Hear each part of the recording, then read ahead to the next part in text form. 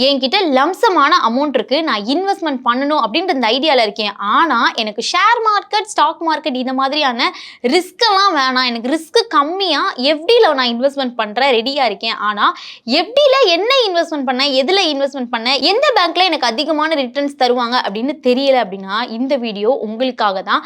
So இந்த வீடியோல FD பத்தி தான் பார்க்க போறோம். குறிப்பா இந்த 444 டேஸ் எஃப்டி அப்படின்ற ஒரு விஷயத்த சொல்றாங்க.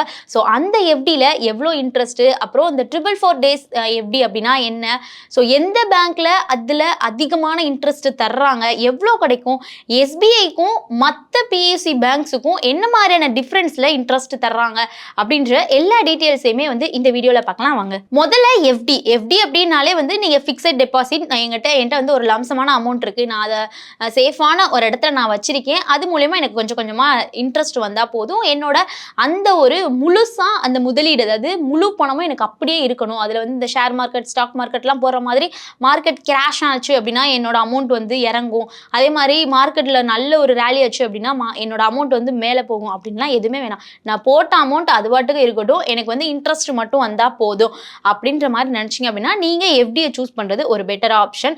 இந்த வீடியோவில் நான் முன்னாடியே சொன்ன மாதிரி இந்த 444 டேஸ் எஃப்டினா என்ன அப்படின்னா, இந்த 444 டேஸ் நம்ம கால்குலேட் பண்ணோம் அப்படின்னா 14 மாசமும் 19 நாட்களும் வருது. ஸோ இதெல்லாம் கால்குலேட் பண்ணி 444 டேஸ் எஃப்டி அப்படின்ற மாதிரி வச்சிருக்காங்க. ஸோ இவ்வளோ நாட்களுக்கும் உங்களுடைய பணம் வந்து அந்த எஃப்டியில் வந்து இருக்கும். இந்த ஒரு டென்யூர் அந்த டேஸை தான் வந்து 444 டேஸ் எஃப்டி அப்படின்றதுக்கு இதுக்கு நேம் வச்சிருக்காங்க. ஸோ நம்ம மணியை வந்து குறிப்பிட்ட காலத்திற்கு அந்த பேங்க்ல டெபாசிட் பண்ணி வச்சிருந்தோம் அப்படின்னா அதுக்கு பதிலாக நம்ம பேங்க் வந்து நமக்கு ஒரு ப்ரீ டிட்டர்மைன்ட் இன்ட்ரெஸ்ட் வந்து கொடுப்பாங்க.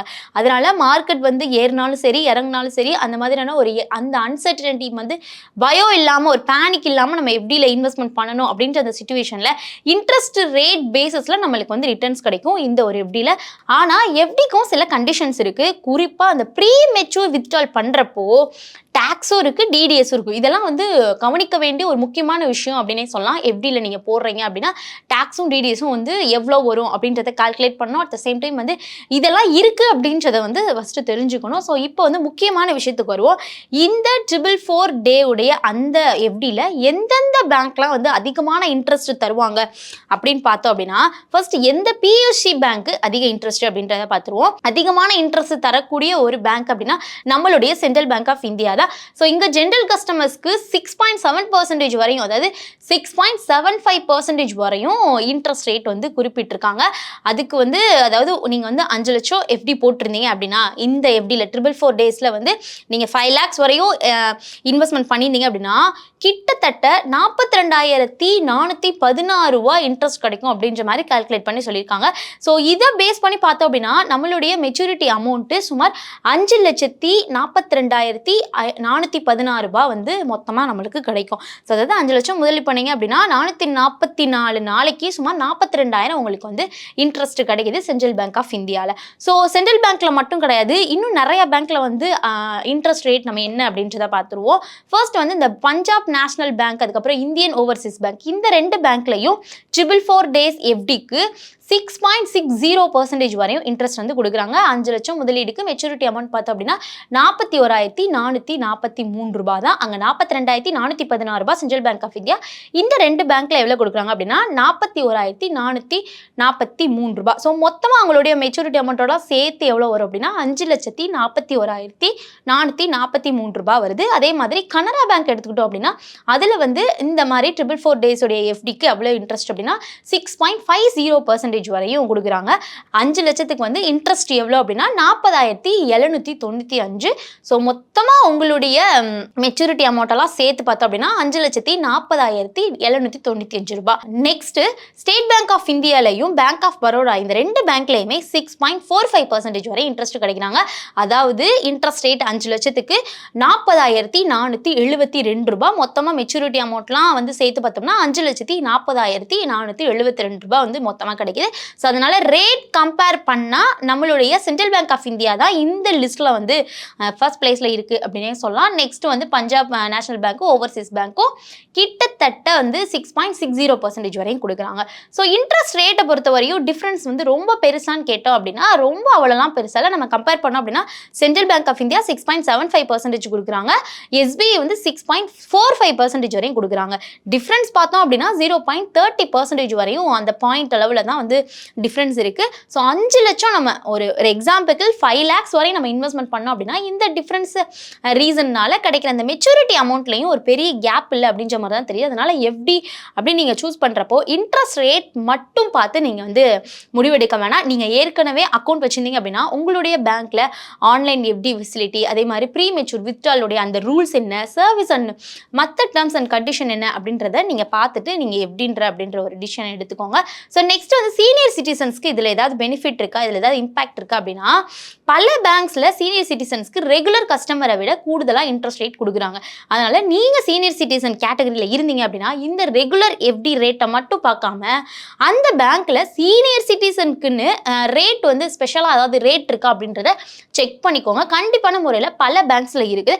அதே மாதிரி நீங்கள் பேங்க்கில் வந்து டெபாசிட் பண்ண போகிறீங்க அப்படின்னா டெபாசிட் பண்ணுறதுக்கு முன்னாடி என்ன இப்போ என்ன இன்ட்ரெஸ்ட் ரேட் அப்படின்றத கன்ஃபார்ம் பண்ணிவிட்டு அதுக்கப்புறம் டெபாசிட் போடுங்க. ஏன் அப்படின்னா இன்ட்ரெஸ்ட் ரேட்டை பொறுத்தவரையும் அப்பப்போ சேஞ்ச் ஆகிறதுக்கான சான்சஸ் இருக்குது. ஸோ நெக்ஸ்ட்டு எஃப்டிக்கு டேக்ஸ் இருக்குமா அப்படின்ற மாதிரி இன்னும் இந்த கொஷின்ஸ் வந்து நிறைய பேருக்கு ஆன்சர் தெரியாமல் இருக்குது. ஸோ இப்போதைக்கு முக்கியமான விஷயம் என்ன அப்படின்னா அந்த டேக்ஸ் தான். எஃப்டியில் கிடைக்கிற இன்ட்ரெஸ்ட் ரேட்டு முழுவதுமே வந்து டேக்ஸ் ஃப்ரீ அப்படின்ற மாதிரி நம்ம நினைக்கக்கூடாது.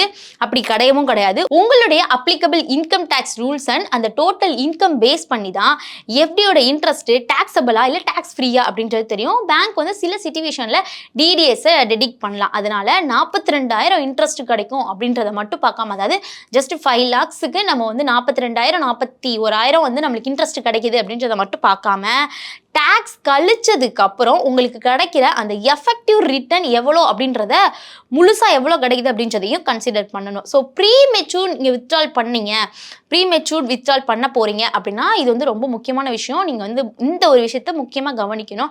என்ன அப்படின்னா நீங்கள் 444 daysக்கு நீங்கள் எஃப்டி போட்டு நீங்கள் நடுவில் உங்களுக்கு பணம் தேவைப்பட்டுச்சு அப்படின்னா எஃப்டியை முன்கூட்டியே நீங்கள் வந்து க்ளோஸ் பண்ண வேண்டிய சிச்சுவேஷன்லாம் வரலாம். அப்போது பேங்க் வந்து பெனால்ட்டி இல்லை கம்மியான இன்ட்ரெஸ்ட்டு இந்த மாதிரியான ரூல்ஸ் எல்லாம் இருக்கும் அதில். அதனால எமர்ஜென்சி ஃபண்டுக்கு தேவையான பணத்தை முழுவதுமாக ஒரு லாங் டேர்ம் எஃப்டியில் லாக் பண்ணுறதை அவாய்ட் பண்ணுறது நல்லது. ஏன்னா வந்து 444 days அப்படின்றக்கப்போ வந்து 14 மாதம் கிட்டத்தட்ட ஒரு வருஷத்துக்கு மேலே தான் வந்து வருது.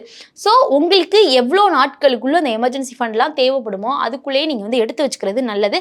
நீங்கள் எஃப்டியில் போட்டு திரும்ப எடுத்தீங்க அப்படின்னா உங்களுக்கு அந்த இன்ட்ரெஸ்ட் ரேட்டும் கம்மியாகும், அட் த சேம் டைம் வந்து பெனால்ட்டியும் இருக்குது. இது ரெண்டையும் கால்குலேட் பண்ணீங்க அப்படின்னா உங்களுடைய முழு அந்த மெச்சூரிட்டி அமௌண்ட்லேயே கம்மியாகிறதுக்கான சான்சஸ்லாம் இருக்குது. ஸோ நெக்ஸ்ட்டு நீங்கள் 5 lakhs இன்வெஸ்ட்மெண்ட் பண்ணுறீங்க அப்படின்னா அதை ஒரே எஃப்டியில் போடலாமா இல்லை வந்து பிரித்து போடலாமா அப்படின்னு கேட்டால் உங்கள்கிட்ட 5 lakhs இருக்குது அப்படின்னா அதை ஒரே எஃப்டியில் போடுறதுக்கு பதிலாக உங்களுக்கு தேவையை பொறுத்தவரையும் ஸ்ப்ளிட் பண்ணி இந்த எஃப்டி லேடரிங் அப்படின்ற ஒரு ஆப்ஷன் இருக்குது, அந்த ஒரு டைப்பையும் நீங்கள் யூஸ் பண்ணிக்கலாம். எக்ஸாம்பிள் பார்த்தோம் அப்படின்னா எமர்ஜென்சிக்கு தேவையான தொகையை மட்டும் லிக்விடாக வச்சுக்கிட்டு மீதமுள்ள தொகையை உங்களுக்கு வந்து டென்யூருக்கு ஏற்றாப்புல எத்தனை மாதம் வேணுமோ எத்தனை வருஷம் வேணுமோ அதுக்கு ஏற்றாப்புல நீங்கள் எஃப்டியில் போட்டுக்கலாம். இதனால தேவையான நேரத்தில் உங்களுடைய முழு எஃப்டியையுமே பிரேக் பண்ண வேண்டிய அந்த சிச்சுவேஷன் வந்து வராது அப்படின்றதுக்காக எஃப்டி லேடரிங் முறையுமே வந்து கவர்மெண்ட் சைடில் வந்து சொல்லியிருக்காங்க. ஸோ இதையுமே நம்ம யூஸ் பண்ணிக்கலாம். ஸோ ஓவராலாக இந்த 444 days எஃப்டியை பொறுத்தவரையும் இந்த பட்டியலில் இந்த லிஸ்ட்டில் நான் சொன்ன பேங்க் லிஸ்ட்டில் சென்ட்ரல் பேங்க் ஆஃப் இந்தியா தான் வந்து அதிகமான இன்ட்ரெஸ்ட் ரேட்டை கொடுத்து இந்த லிஸ்ட்டில் வந்து ஃபர்ஸ்ட் பிளேஸில் இருக்குது. கிட்டத்தட்ட 6.75% வரையும் இன்ட்ரெஸ்ட் ரேட் கொடுக்குறாங்க. ஸோ நீங்கள் 5 lakhs வந்து இன்வெஸ்ட்மெண்ட் பண்ணுறீங்க அப்படின்னா கிட்டத்தட்ட 42,416 ரூபாய் வரையும் இன்ட்ரெஸ்ட் கிடைக்கும். மொத்தமாக அவங்களுடைய மெச்சூரிட்டி சுமார் 5,42,416 ரூபாயா இருக்கும். ஆனால் ஒரு பேங்க்கை நீங்கள் சூஸ் பண்ணுறீங்க அப்படின்னா இன்ட்ரெஸ்ட் ரேட் மட்டும் பார்த்து இன்வெஸ்ட்மெண்ட் பண்ணாதீங்க. நான் திரும்பவும் சொல்கிறேன், அதில் வந்து டிடிஎஸ் எவ்வளோ, டேக்ஸ் எவ்வளோ, அதே மாதிரி ப்ரீ மெச்சூர் வித்ட்ரால் பண்ணோம் அப்படின்னா அதுக்கு எவ்வளோ பெனால்ட்டி வரும், அதே மாதிரி சீனியர் சிட்டிசன்ஸ்க்கு என்ன மாதிரி பெனிஃபிட்ஸ் இருக்குது, நார்மல் கஸ்டமர்ஸோட சீனியர் சிட்டிசன்ஸ்க்கு எக்ஸ்ட்ரா பெனிஃபிட்ஸ் எல்லா பேங்க்லேயும் இருக்குது, எல்லா பேங்க்லேயுமே இருக்குது. அதையும் செக் பண்ணிக்கோங்க. அப்புறம் பேங்க் ரிட்டர்ன்ஸ், அதுக்கப்புறம் உங்களுடைய ஓன் ஃபினான்ஷியல் கோல்ஸையும் கம்பேர் பண்ணி ஒரு எஃப்டியை சூஸ் பண்ணுங்கள். ஸோ நீங்கள் எஃப்டி போடலாம் இல்லை எஃப்டியில் இன்வெஸ்ட்மெண்ட் பண்ணலாம் அப்படின்னு பிளான் பண்ணிட்டு இருந்தீங்க அப்படின்னா இந்த 444 டேஸுடைய அந்த எஃப்டி உங்களுக்கு சூட்டபிளாக இருக்குமா, இல்லை வேறு ஏதாவது ட்ரை பண்ணுறீங்களா, இல்லை வேறு ஏதாவது நீங்கள் நோட் பண்ணிட்டு இருக்கீங்களா, சர்ச் பண்ணிட்டு இருக்கீங்களா அப்படின்றத மறக்காமல் உங்களுடைய கருத்துக்களை கமெண்ட்ஸில் சொல்லுங்கள். ஒரு இன்ஃபர்மேஷனுக்கு நம்ம சேனலை ஃபாலோ பண்ணிக்கோங்க. சென்னை மற்றும் கோயம்புத்தூரில் நடந்த ஈடி தமிழுடைய பவர் ஆஃப் வெல்த் நிகழ்ச்சிக்கு மிகப்பெரிய ஒரு ஆதரவை நீங்கள் கொடுத்தீங்க. நெக்ஸ்ட் வந்து நம்ம துபாயில் இந்த நிகழ்ச்சியை நடத்த திட்டமிட்டு இருக்கோம். செப்டம்பர் மந்த் வந்து நடக்க போகுது. இந்த நிகழ்ச்சியில் நீங்கள் பார்ட்டிசிபேட் பண்ணணும் அப்படின்னு விரும்புனீங்க அப்படின்னா கீழே இருக்கக்கூடிய கூகுள் ஃபார்மில் உங்களுடைய நேம், அப்புறம் உங்களுடைய மொபைல் நம்பர், இமெயில் ஐடியை வந்து நீங்கள் கொடுங்க. எங்கள் டீம் வந்து உங்களை கான்டாக்ட் பண்ணுவாங்க.